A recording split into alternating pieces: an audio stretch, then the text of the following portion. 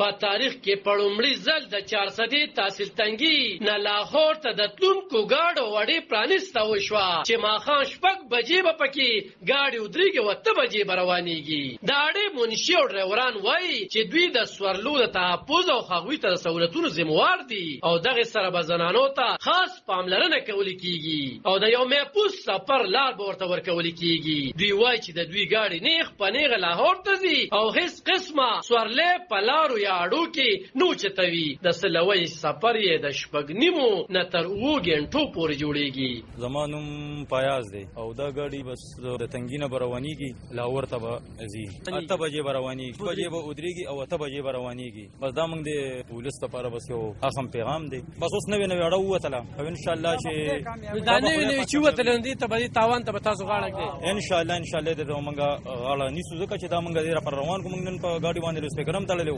اعلانونه د څو کړل سي ارچن مندانې رسې دا جاپان او شالم پول په دې باندې راتو شو او اعلانونه موکړلو او سم بس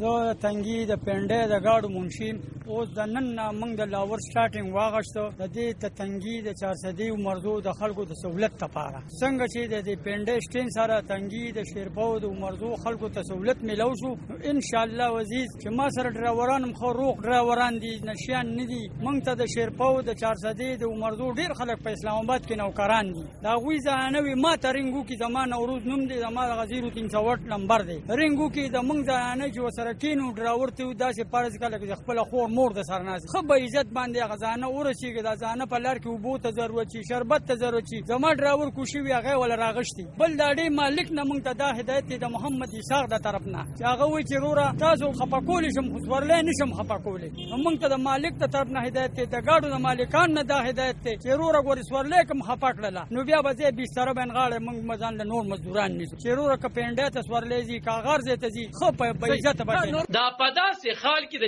400 نه لاهور ته تلون کې سورلې با پیښور او مردان د اډونه تللې خو اوس عام ولسته دغه سہولتونه د تنګي تحصیل نه ورکړې شو. علب خان شیرپو